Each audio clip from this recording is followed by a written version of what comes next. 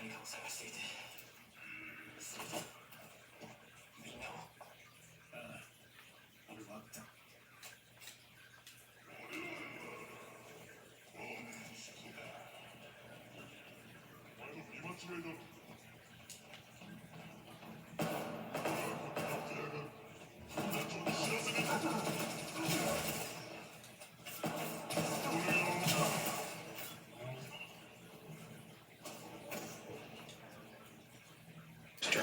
For years, and it was the British who pioneered the way in the introduction, development, and use of these fearsome armored fighting machines.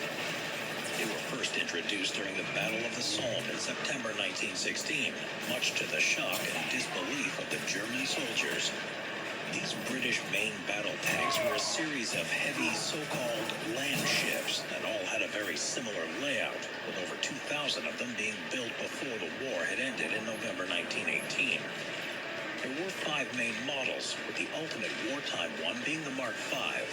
This was introduced in July of 1918 and had been designed by Major W.G. Wilson, a British Royal Naval Air Service engineer, and produced at the Metropolitan Carriage and Wagon Factory at Saltley and Oldbury in the West Midlands of England. The Mark V tank was not a radical new design, just more of an updated version of the earlier Mark IV tank. 400 of these Mark Vs were built and consisted of 2 versions. The 6-pounder gun version, which was called the male variant, and the all-machine gun version, which was called the female variant. 200 of each were produced. The crew compartment. Like all the other tanks in the series, they were incredibly hot inside, cramped and noisy with very little ventilation. The crew of 8 were forced to communicate by shouting, using hand signals and writing notes to one another. To make matters worse, the Mark V had a serious design flaw, and that was the new engine layout, which meant that there was the constant threat of carbon monoxide poisoning throughout the tank from badly vented exhaust fumes.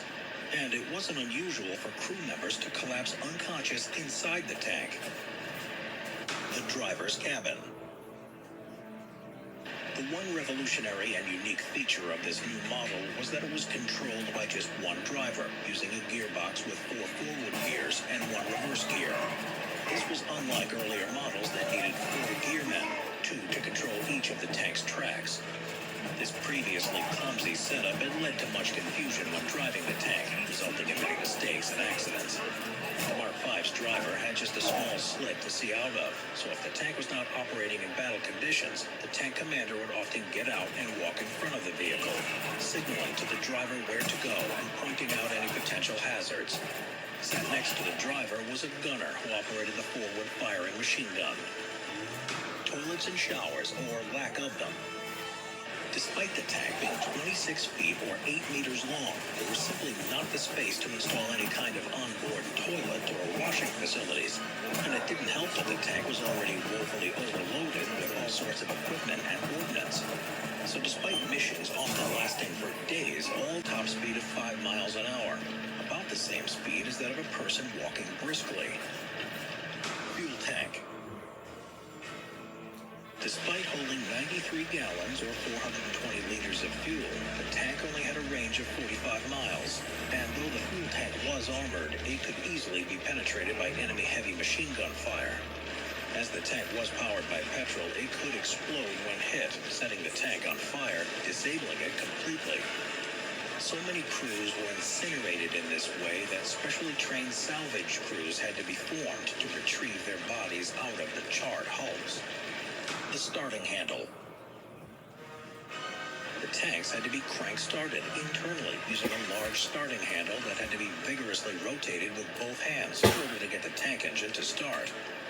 The semaphore system. The semaphore system allowed for communication between tanks using a primitive signaling system of levers and discs on top of the tank. But this relied heavily on good visibility. Therefore, adverse weather conditions like rain or early morning fog made it next to useless. Battlefield smoke was also a problem too. The tanks also carried wicker baskets containing carrier pigeons that would have messages strapped to their legs and were released outside of the tank to fly back to base with messages. The armored exterior. The Mark V's armor had 16mm or with 6.3-inch thick steel plate on the front, with 12mm or 0.47-inch on the sides, along with 8mm or 0.31-inch on both the rear and the roof. This meant that it was totally immune to all types of small arms fire, and it could also withstand heavy machine gun fire and grenade blasts on all but the rear and roof of the tank. The steel plate was just normal industrial grade and therefore quite brittle, so if the plate was penetrated, it was prone to splintering. If this happened, it resulted in small red-hot shards of metal shooting around the crew compartment with devastating effects. The crew would wear medieval-looking chainmail masks to protect their eyes, and gas masks were always close at hand. Weaponry. The male variant had a 6-pounder gun in each of the forward-facing portions of its sponsons, as well as a further 4 .303-inch machine guns scattered about the tank. One machine gun was located on each side of the sponsons, another facing backwards at the rear of the tank, and a fourth in the driver's cabin facing forward. The female variant was the same, except the 6-pounder were replaced with machine guns.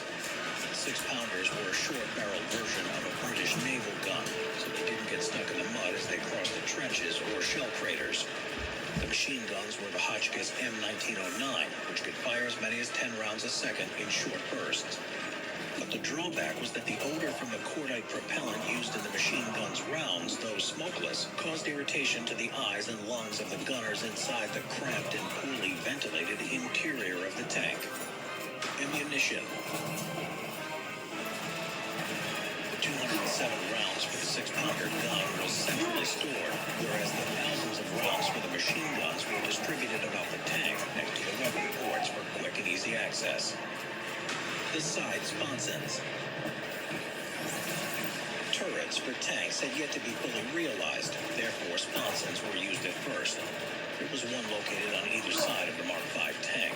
Each housed 2 weapons, one in the front of the sponson that had a very limited arc of fire and could only fire at targets in front of the tank.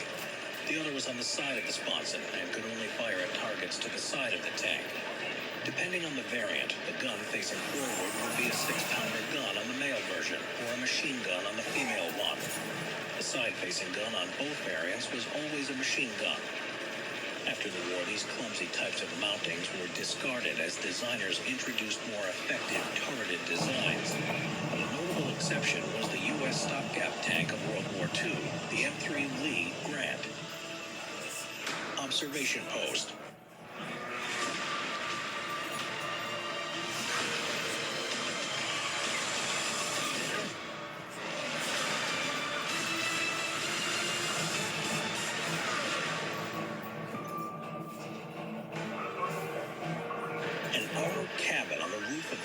Used for all-around observation using a series of observation slits. There was also a peephole on both sides which the commander could also fire his 6-shot service revolver through if he needed to.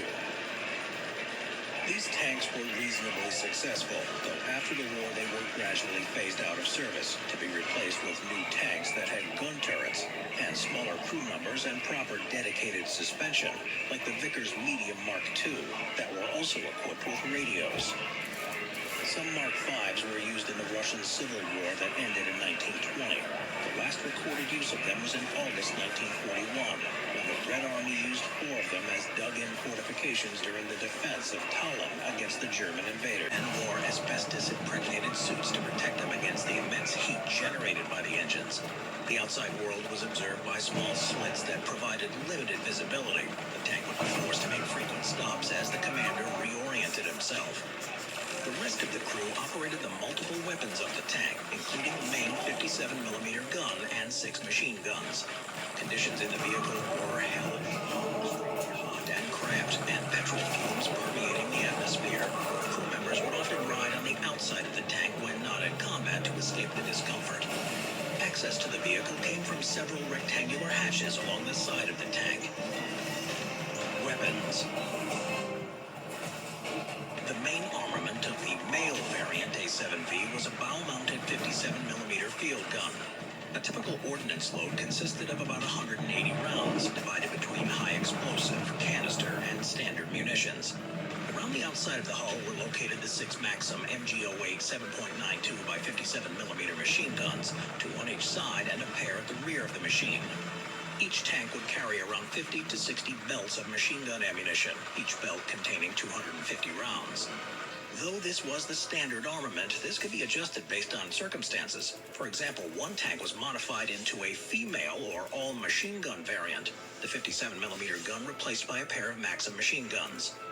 Each of the weapons was fixed in place, as the idea of a rotating turret had not been thought about by German engineers yet. As a result, each piece was constrained by a limited firing arc, especially the bow-mounted field gun.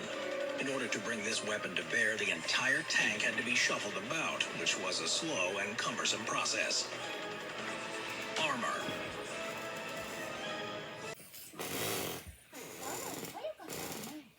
時間の無駄は嫌いってわけね。